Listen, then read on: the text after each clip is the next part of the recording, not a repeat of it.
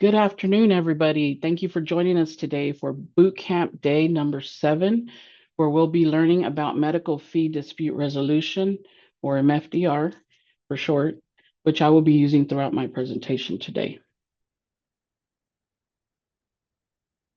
In our presentation today, we'll be climbing over the wall of medical fee dispute resolution 1 foot at a time.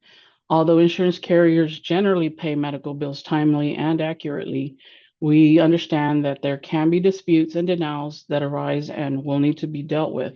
And the Division of Workers' Compensation, or DWC, provides administrative remedies to resolve these disputes between the healthcare provider and insurance carrier. And one of those ways is through the DWC's MFDR process. Today's presentation will tell you when MFDR is the correct path to resolve a dispute and how to navigate through the MFDR process. Our learning objectives today are to know the timeframes to file for medical fee dispute resolution, understanding what types of disputes can be resolved by MFDR, and understanding what you must do before you file an MFDR. My presentation today is for your education. However, system participants are responsible for knowing and complying with the statutes and rules. Therefore, it is very important for you to become familiar with the Texas Insurance Code, Texas Labor Code, and the Texas Administrative Code. You can find these rules and statutes on our webpage by using the DWC map I showed you just now. These are the rules and statutes that will be used to resolve any disputes that you may have. In today's presentation, we'll be learning what is a medical fee dispute, the issues that are not addressed by MFDR, how to file a medical fee dispute and what you are required to submit along with your medical fee dispute, the top 10 frequently asked questions for this fee dispute process, and how to find MFDR decisions using the search tools. Okay, let's begin with what is a medical fee dispute. If you're wondering whether you should file a complaint or a dispute, you must first know what the difference is between the two. A dispute is a disagreement between system participants involving entitlement to workers' compensation benefits. Examples are when the carrier is disputing CERL, which stands for compensability, extent of injury, relatedness, or liability of a workers' compensation claim. And I'll be using the term CERL throughout the presentation because it's just much shorter to say. Another example is when the insurance carrier is disputing medical necessity of the healthcare that has already been provided and billed, or when pre-authorization is being requested for healthcare that has not been rendered, and when there is a dispute over the reimbursement of a medical bill. You should not be filing a complaint on these types of disputed issues. A complaint is a written allegation of a violation of the Labor Code and/or DWC rules by a system participant, which can be for late payments, forms that were untimely filed, when a commissioner's order was not complied with in a timely manner, and for unprofessional behavior. And some examples are not processing the initial bill within within the 45 days of receipt of a complete bill, or not processing the reconsideration request within 30 days of a receipt of a complete reconsideration bill by the carrier. Some other examples: when a healthcare provider prevails at MFDR and the insurance carrier has not issued the payment within 30 days of receipt of an order for payment issued by MFDR. Filing PLN-1s and PLN-11s late, and in the pre-authorization process, when an insurance carrier doesn't provide the healthcare provider with a reasonable opportunity to discuss the clinical basis for an adverse determination. Also, when you've made many attempts to discuss the injured employee's claim with the adjuster and they just never respond, and when the adjuster is telling you that a claim is closed and are not going to pay any more bills for treatment that was rendered to the injured employee. They can't do that. And these are just some examples which I hear about more often at Comp Connection.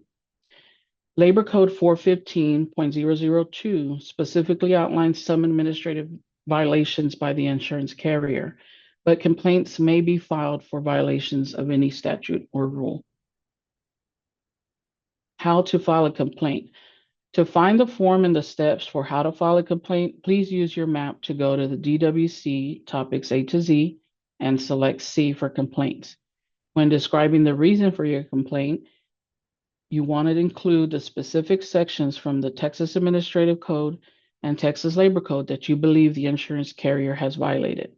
This will help the person reviewing your complaint to understand why you filed the complaint. And healthcare providers, please remember not to submit a complaint if you're not satisfied with the reimbursement received from the insurance carrier. These types of disputes do not belong with the DWC's complaint department, and if you do file it there, they will close your complaint with no further action to be taken by them, and instead you're going to receive a phone call from us in Connection or provider outreach to provide you with education on the correct administrative remedy to pursue. So please refer to the medical bill denial dispute path in your presentation handout, which is on slide number 25, which we'll be going over a little later in this presentation to be sure that you're pursuing the correct dispute process for your EOB denials and type of claim, whether network or non-network. Now we'll talk about medical fee dispute. Rule 133.305, subsections A4, defines a medical fee dispute as a dispute that involves an amount of payment for non-network healthcare rendered to an injured employee that's been determined to be medically necessary and appropriate for that injured employee's compensable injury. MFDR can make a decision regarding non-payment and when the reimbursement is inconsistent with the appropriate fee schedule for the healthcare provided. This process applies to non-network claims. However, there are some exceptions like emergency care with an out-of-network provider and approved out-of-network care for a network claim, which you should have received in writing. Authorization to treat as an out-of-network provider is not the same as pre-authorization for services or treatment to be rendered. And these are two separate authorizations which you should have received in writing prior to providing the service or treatment to the injured employee. So remember, just because you received pre-authorization for the service or the treatment you'll be providing doesn't mean that you're automatically approved to treat the injured employee if their claim is in network and you're not enrolled in that network. This is why I always recommend that the healthcare provider verify the network status of a claim prior to providing treatment or services to the injured employee, regardless of what the injured employee is saying. MFDR rules apply to non-network healthcare services. This means that if the injured employee has a non-network claim and there's a dispute about payment for the services that the injured employee received, this dispute can be addressed by MFDR. Also, out-of-network healthcare services approved by the network, which means that if the injured employee's claim is in network and they receive prior approval to obtain treatment or services from a non-network provider, that non-network provider may file a MFDR if there's a dispute over payment for medically necessary treatment of a compensable injury. Also, MFDR rule applies to certain emergency healthcare services, which meet the definition of an emergency found in Rules Section 133.2, subsections 5A, and or life-threatening condition as defined in 133.305, subsection A2, and designated doctor, required medical exams, referral doctor, MMI, and impairment and similar exams, and treating doctor impairment rating exams, because these workers' compensation specific exams are not subject to network discounts. The healthcare provider needs to bill the maximum allowable reimbursement or MAR, and the insurance carriers must pay the MAR as the rules call for. Who can file an MFDR? Rule 133.307, subsection B, says who can request an MFDR. This includes healthcare practitioners, hospitals, ambulatory surgical centers, ASCs, designated doctors, pharmacies, pharmacy processing agents, DME providers or supplies, and an injured employee. Common fee-related payment reduction or denials. Here are some of the common reasons for filing a MFDR on a non-network fee dispute. Note that none of these are relating to SERL or medical necessity, although we know there are some exceptions for SERL and medical necessity. The first one is missing your 95-day deadline to submit a medical bill. Do you have proof that you either did meet the 95-day deadline or you met an exception? The next is relating to evaluation and management or E&M office visits. Sometimes the insurance carrier will want you to downcode. Sometimes they will challenge the documentation saying it didn't support the level of service billed. And we all know that E&M documentation information changed last year, and CPT codes are chosen based on time spent or MDM, medical decision making. For more information on E&M documentation, you can go to cms.gov, and you can also go to our webinar on medical documentation for treating providers. You will have to prove, because burden of proof is on the requester in an MFDR, that you met the definition of a CPT code based on time spent or MDM. Also, we have spoken about fair and reasonable in Bootcamp Day 3, but if a service does not have an applicable fee guideline or a negotiated contract, then fair and reasonable applies. If you come into MFDR just asking for a dollar amount with no explanation of why the amount you're asking for meets the statute and rule definition of fair and reasonable, you're going to have a hard time prevailing. This is a typical type of fee dispute. Lastly, if you did not get pre-auth and you needed it, as we discussed in Bootcamp Day number 4, you could be denied on that administrative requirement to get the pre-auth. There will be no retrospective review of medical necessity, but only a review of the defense the insurance carrier is presenting. Like if you didn't get the pre-authorization, the dispute will be reviewed on the question of that fact. Did you need pre-auth and did you get it? Now I'll be going over issues or denials that are not addressed through MFDR. This is your first example of where medical bills have been denied and do not belong in MFDR. All medical services can be reviewed for medical necessity by the insurance carrier. They are either reviewed upfront, during, and any required pre-authorization, or retrospectively for those services that do not need pre-auth. This is where the insurance carrier has conducted a utilization review after services were provided and said on an EOB that the services have been found to not be medically necessary.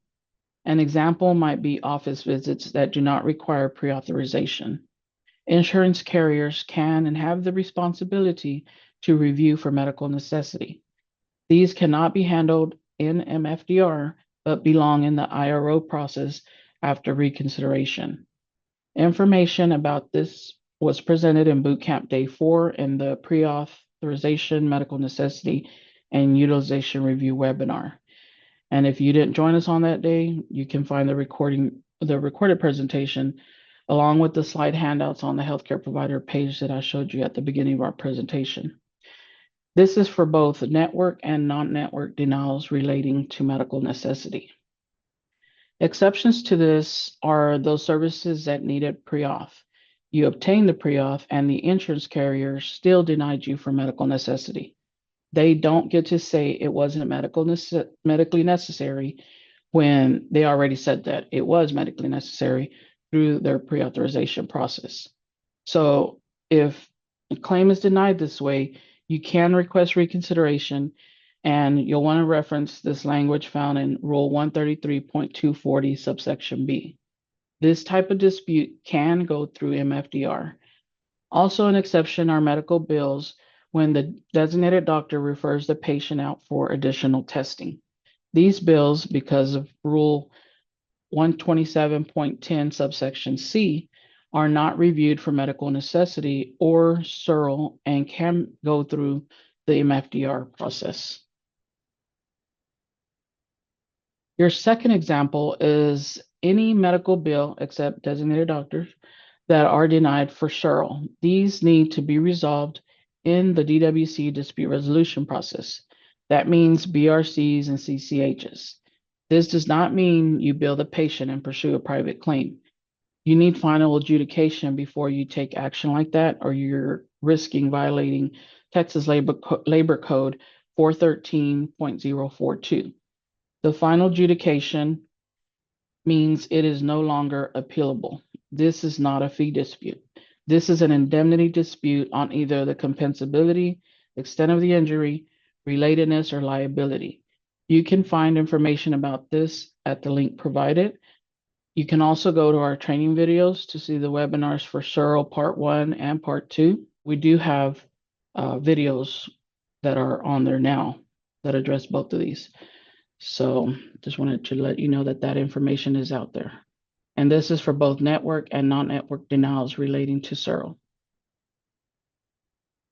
Another example involves disputes where the claim you are treating is a network claim and you are a contracted provider for that network. About 50% of all new injuries are network claims, either certified workers' compensation healthcare networks or those that are 504 political subdivisions that operate like a network.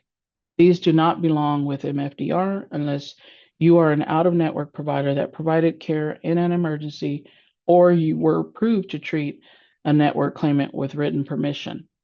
Also, remember that most work comp specific exams like maximum medical improvement and impairment ratings are not subject to the network discounts, even if the healthcare provider is part of the network.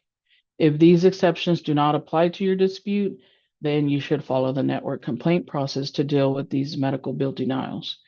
You'll want to contact the network for instructions on how and where to submit your formal complaint. Or you can review your contract because it is required to have the network complaint process in that contract. Another example of what is not handled in MFDR is when there is a fee dispute involving a political subdivision employer or polysub. These polysubs can operate like a network or have direct contracts with the healthcare provider. These cannot be handled in MFDR and need to go through the polysub complaint process because there is a private contract that we don't have, nor do we have jurisdiction over. Polysub information can be found in Labor Code 504 at the link provided here. Polysubs can be school districts, cities, like first responders, etc. DWC does not have jurisdiction over federal claims. Our laws and rules do not apply to federal employers like the IRS, Border Patrol, FBI, or the Post Office. So if you have a denial or question about these type of claims, the Department of Labor will be the place to resolve those issues. You can reach the Department of Labor by calling the number provided here or by going to the link provided here as well. As 133.20 states, you can choose to bill a willing employer. During that time that you are billing the employer that is a subscriber to work comp insurance, this is called the election period. If you receive payment and you are not satisfied or you do not receive payment at all, you may not seek relief from MFDR, not unless you stop your election to bill the employer and bill the insurance carrier on time, which is within 95 days from the date of service. And then you get payment that you are not agreeing with or no payment, and you have gone through reconsideration. I went over this in boot camp day number 2 when I talked about healthcare provider billing procedures. It's important for you to set deadlines when electing to bill the employer to give yourself time to change your election and file your bill to the work comp insurance carrier within 95 days from the date of service. When you see that that employer has not sent the payment and or when they're not responding to your calls or emails about the payment status. And for those employers that are non-subscribers, we do not have jurisdiction. Your recourse is working with the employer directly or going to court if you choose to do so. We do not provide relief, nor can we provide you with advice on what you must do to resolve the issue. Filing requirements. These are some things that you need to know before you file MFDR that go along with knowing which denials are properly filed with MFDR. I'm sorry, MFDR. Dispute sequence. If you have a denial about SURL or medical necessity, most probably you do not have a fee dispute. There are SURL and medical necessity disputes, and then all others fall under fee dispute, generally speaking, that is. There's always going to be some exceptions. You would only have to you would only have a fee dispute if after a final decision is issued for medically necessary care for a compensable injury is processed by the insurance carrier. And then an EOB is issued that does not have SURL or medical necessity denials, and you are dissatisfied with payment. Then and only then could you have a fee dispute. However, most insurance carriers process medical bills accurately. The two big hurdles usually are SURL or medical necessity, and only a small fraction of medical bills truly have a fee dispute.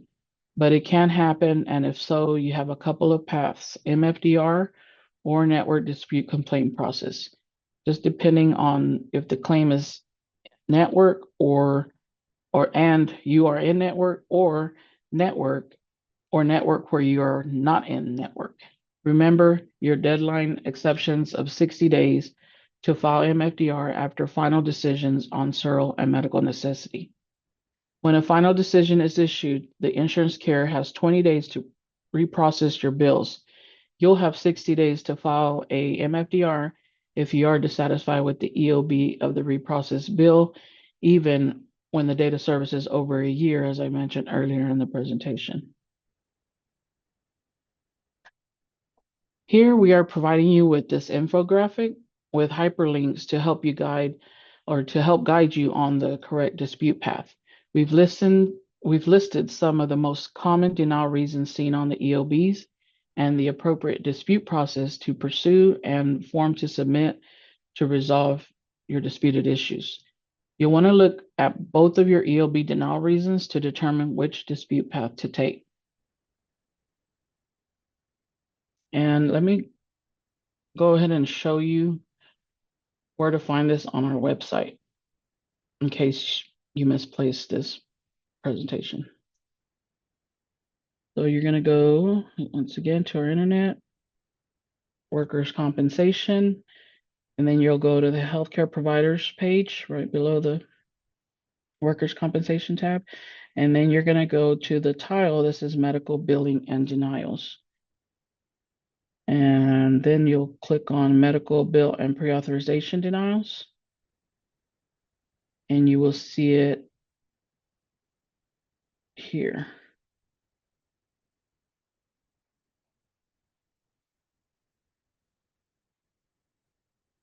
And so if you first check your medical bill denial reasons, if they show these denials, some examples for not medically necessary, you're going to submit a medical necessity dispute by submitting form LHL 009. So if you click on these links, it'll take you to the form and the process. If you have any SURL denials, such as compensability, extent of injury, relatedness, or liability on the EOB, you're going to submit a DWC form 045. And for fee reasons, which would be, all other reasons besides not medically necessary or SURL, like timeliness or fee schedules, designated doctors, then you're going to submit a if non-network, if the claim is non-network, you're going to submit a DWC form 60. If it's a claim that's in network, then you're going to submit a complaint through the network complaints process. And so, I know that we're all very busy, so we don't want you to waste your time or our time. So knowing where to go next after you have received both the initial and reconsideration EOB denials is important. Remember, most of these processes have deadlines to submit a dispute, so make sure you're pursuing the correct process for your type of denial reason and type of claim, network or non-network, or you could miss your deadline to pursue the correct dispute process. And filing with the inappropriate DWC process is not an exception. Now we'll be going over 3 things you need to do before filing a MFDR. Number 1, you need to read your initial EOB reduction or denial reasons, which should include ANSI CART or claim adjustment reason codes, and any other narrative explanation from the insurance carrier. You can find a list of the CART adjustment reason codes at the link provided on this slide. Number 2, you must request reconsideration of the denied bill prior to filing a MFDR. Remember, you must wait until the insurance carrier takes final action on the medical bill. Final action means the insurance carrier issued an EOB, or if no EOB was received, after 50 days from submitting your complete medical bill. And your request for reconsideration must be filed within 10 months from the date of service. And the insurance carrier has 30 days to process that request.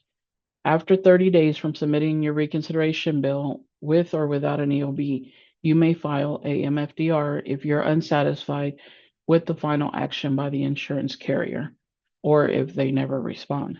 So, healthcare providers, please do not continue filing the same bill that the insurance carrier has taken final action on, and do not continue trying to get a hold of the adjuster to discuss final action EOB denials that you disagree with.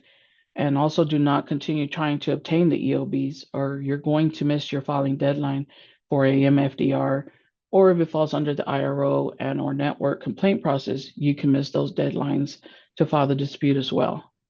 You'll want to keep record of your initial and reconsideration submissions of your bill. Remember, you as the requester in a MFDR have the burden of proof, so it's very important to document because you'll need it when filing the MFDR, especially when you don't receive an EOB for either of your bill submissions. Your reconsideration request must reference the original bill, so it should have the same billing codes, dates of service, and dollar amounts. If you change CPT codes, the insurance carrier could consider it as another bill, and if sent after 95 days from the date of service, may deny it as untimely filed. Reconsideration requests must also contain copies of the original EOB or documentation of a request for an EOB, supporting documentation not previously submitted, and a basis to modify the previous denial or payment. Make sure to include a position statement when explaining what happened and why you should be paid, and provide as much information like names of the people you spoke with, the time, the dates, and what was said. This position statement can also be used in the dispute process if you have to go that far. And insurance carriers, just to let you know, insurance carriers should not be denying a bill as timely filed or as untimely filed when you change the modifiers or number of units. That is allowed upon reconsideration. So you are able to modify that information or add it. And if you do, the carrier should not be denying your claim as untimely filed because you will have 10 months from the date of service to submit that reconsideration. And number 3, after you file reconsideration, you should receive a second EOB, and you will need to review the ANSI codes and explanation for reduction or denial. This is important because the denial reasons on both EOBs received, if received, will determine your dispute path to pursue with DWC if the claim is non-network. Like we discussed previously on slide 31, there's MFDR, BRC, IRO, and complaints. If the claim is in network, do not file a MFDR unless you were a healthcare provider that was approved to treat the injured employee as an out-of-network provider, or you are an out-of-network provider that provided emergency treatment to an injured employee with a network claim. If this doesn't apply to you and the claim you're disputing is in network, you may file a formal complaint with the network that issued the EOB denials or reductions. Filing deadlines for MFDR requests. These deadlines for MFDR requests can be found in Rule 133.307, which states you have 1 year from the date of service to file your MFDR. The exceptions for the 1 year are 60 days after receiving a final adjudication of a SURL dispute, 60 days after you receive a final resolution of a medical necessity dispute, or 60 days after the receipt of a refund notice. And the dispute shall be considered filed on the date the DWC receives the request. To request a MFDR, you will need to submit Form DWC 060.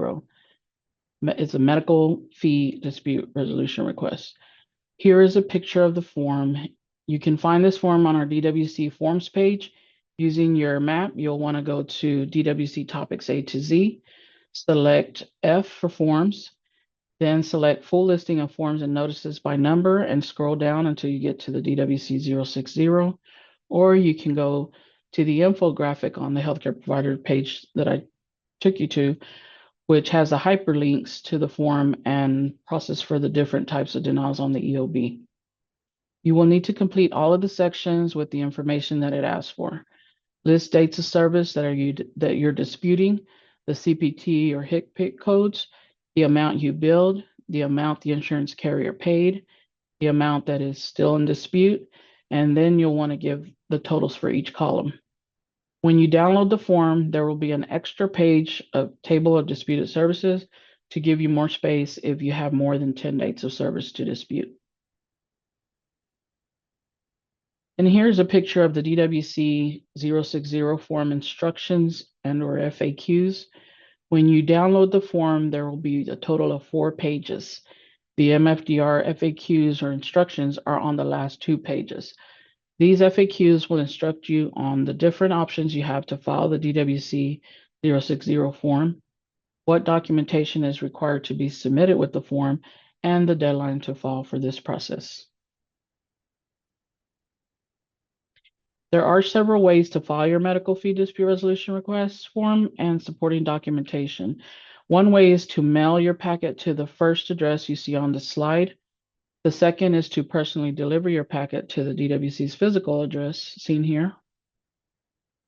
Another is to send the initial submission of your MFDR electronically to the encrypted email on this slide or by faxing it to the number also provided here, and by Secure File Transfer Protocol, SFTP, using MFDR-DWC060 request as the file name. And don't get confused when sending additional information or rebuttal. These should not be sent to the email on the slide. I'll talk about where to send additional information or rebuttals a little later when I go over the FAQs, and we'll provide you with fax and email and the email address to use. To set up a SFTP, send an email to the email address shown here, or you can go to the DWC e-filing website, also shown here for more information. When submitting your DWC 60 form, be sure to include the same billing codes, same dates of service, same dollar amounts, copies of each of your EOBs or the documentation of your request for an EOB, both the original and reconsideration EOBs, and a copy of related medical records. When submitting your DWC 60 form, be sure to include the reasons for why you believe the disputed fees should be paid or refunded. You'll want to state how the labor code and the DWC rules, including the fee guidelines, impact the disputed fee issues, and how the documentation you submitted supports each of the issues in dispute. Also, when the healthcare provider doesn't receive any EOBs, this is where you'll want to say when you request the EOBs be sent to you and who you spoke to and what they said. Provide as much information as possible so that the review officer reviewing your MFDR request knows why you had to request reconsideration without the EOBs, and so they'll know why you didn't include them with the submission of your DWC 060 form. If you requested the EOBs from the insurance carrier via email, you'll want to also include the copies of the email conversation between you and the insurance carrier. Remember, the burden of proof is on the requester, so the more information you provide in your position statement and supporting documents, the better chance you'll have at prevailing at MFDR. Rule 133.307, subsection C2L requires that you also include a copy of the final decision regarding, regarding compensability, extent of injury, relatedness, liability, or medical necessity, if not on the EOB. If not, the healthcare provider will need to go through the BRC process first before they can pursue a MFDR. If the healthcare provider pursues the MFDR process prior to resolving the issues denied, the MFDR request may be dismissed. And this means that the contested case hearing or the CCH decision must address the specific dates of service, the treatment or services provided, and any diagnosis denied for compensability, extent of injury, relatedness, or liability on the EOB. And y'all, please be sure to follow all the instructions we covered today, otherwise your MFDR may be dismissed. Now we want you to know of a new resource that is out on our website. It is What to Expect from Medical Fee Dispute Resolution. It tells you what type of disputes MFDR is able to resolve. It provides the graphic I showed you earlier regarding the medical bill denial dispute paths. It talks about how to file and what MFDR does after you file the DWC 060 form.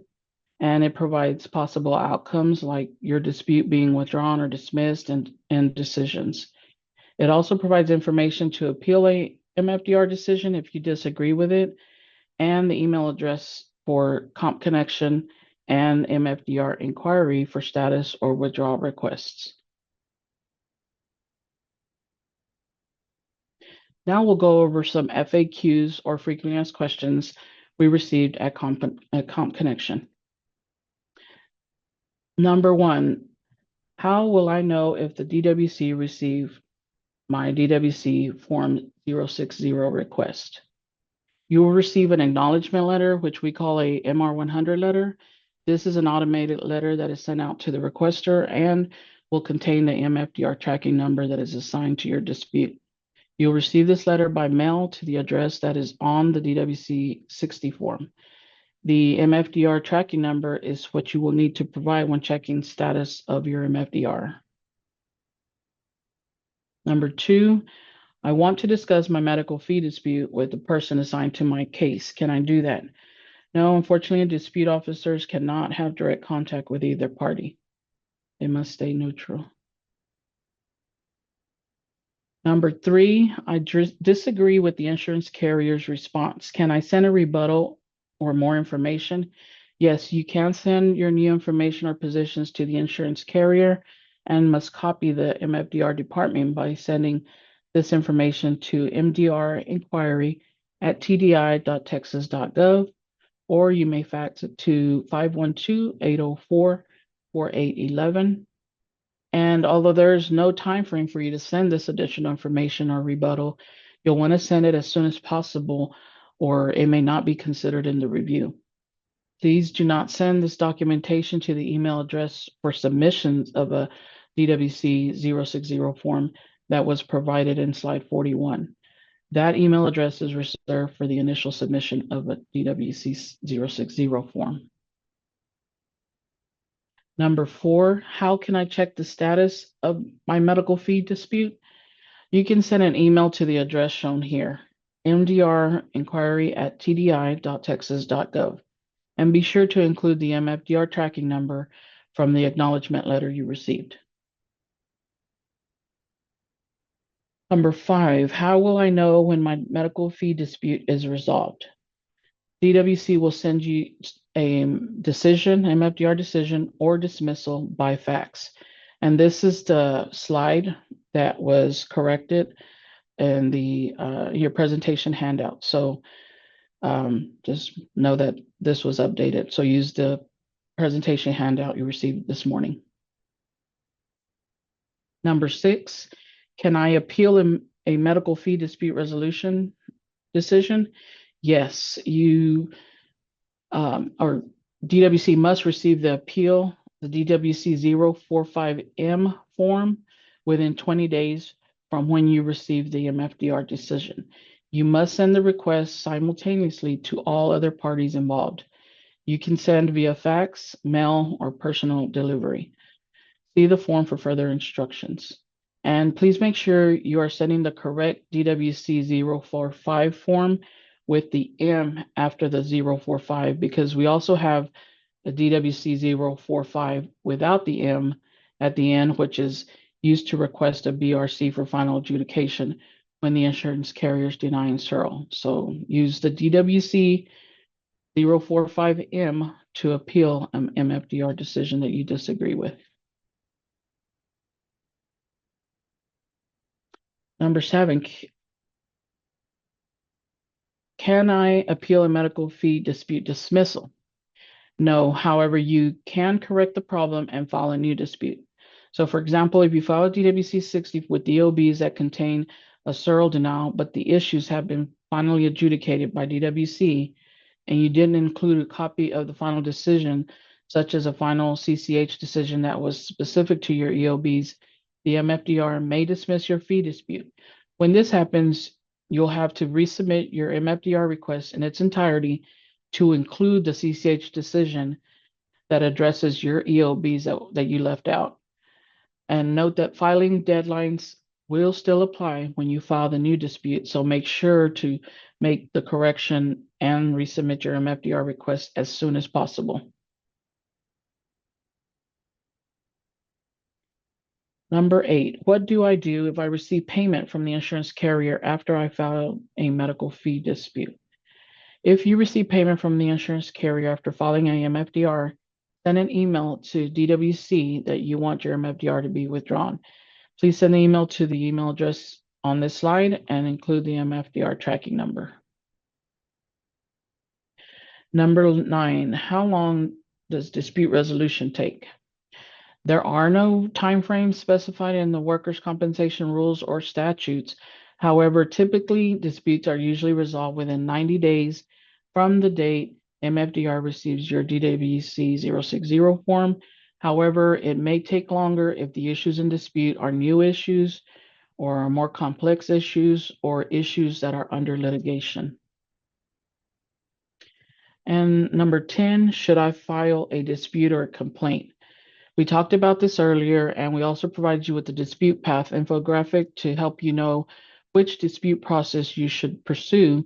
But if you're still unsure, we can help you with the correct dispute path so you're not wasting your time with the inappropriate venue.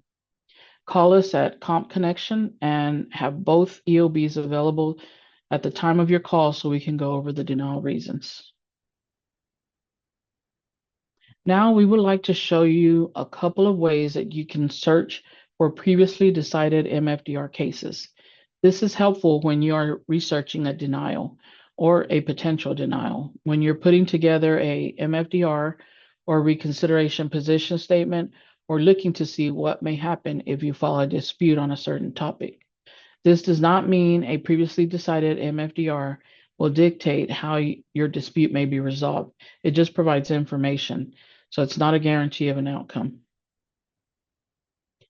In this database, you will find disputes from 2014 to present. The decisions in the table can be filtered, sorted, and exported. Another way to find previously decided decisions is to Google search by topic or keyword. To find this tool, you'll go to your map to the DWC topics A to Z and select the letter M. Then select medical fee dispute decisions. You'll see this table of MFDR decisions that have been previously decided, and by law, DWC is required to redact and post these decisions. With this decision search tool, you can filter, sort, or export disputes by tracking number, date received, date issued, requester name, or the insurance name. Or you can use Google search. You'll have to enter site:/TDI.Texas, you have to spell it out, .gov/medcases, semicolon, and then the topic or the keyword as you see here. So for example, if you want to read decisions where the dispute was over timely filing, you'll enter timely filing after the med cases semicolon, and Google will search and pull up the different decisions made about timely filing, as you can see here on the slide. Now we'll review what we learned today. We learned what a medical fee dispute is, the issues that are not addressed by MFDR, how to file and what you are required to submit along with your medical fee dispute, the top 10 frequently asked questions for this fee dispute process, and how to find MFDR decisions using the search tools. Now we want to flex your knowledge. Question number 1. Generally, a healthcare provider has 1 year from the date of service or date of discharge for inpatient to request medical fee dispute resolution. The answer is true, and the majority got it correct, so thank you. Number 2, and yes, you must file the MFDR within 1 year from the date of service, except for, if you've gone through the final adjudication process. For sural or medical necessity, then you would have 60 days to file a MFDR from receipt of a final decision inclusive of all appeals, or when a dispute relates to a refund notice issued pursuant to a division audit or review. Number 2, generally, medical bills denied for extent of injury or relatedness should be submitted to the medical fee dispute resolution on a DWC 060. That answer is false. Majority of you got that right. Remember, MFDR does not make decisions on sural issues. Those issues must be addressed through the BRC dispute resolution process by filing the DWC 045 form. And if you file a MFDR and the sural issues haven't been resolved, your MFDR request will be dismissed. So you don't want to do that. Number 3, what must a healthcare provider do before they file a medical fee dispute resolution? Request reconsideration within 10 months from the date of service, resolve any outstanding denials for compensability, extent of injury, relatedness first, create a position statement related to the insurance carrier's denial reason, or all of the above. And the answer is D, all of the above. Before you file a medical fee dispute, make sure you have requested reconsideration within 10 months from the date of service, because if you haven't requested reconsideration, your dispute will be considered prematurely filed and may be dismissed. And also be sure you've resolved any denials regarding sural. If not, this may also result in a dismissal of your MFDR request.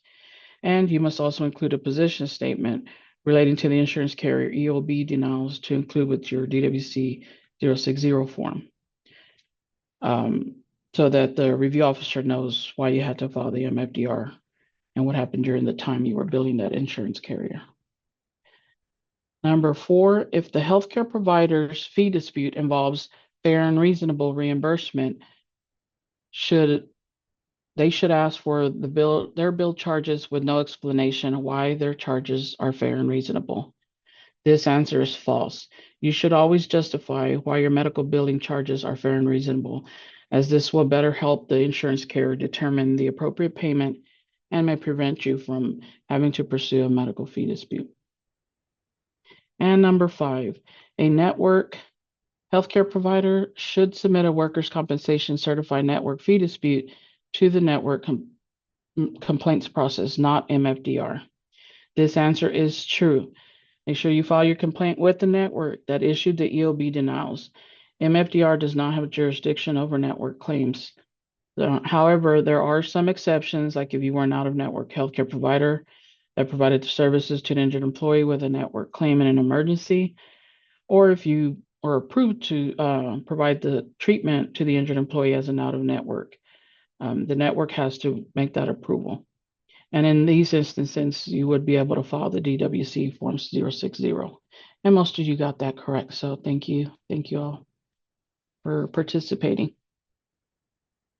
If you still have questions, you can contact us at Comp Connection at 800-252-7031, option 3, or you can send an email to compconnection@tdi.texas.gov.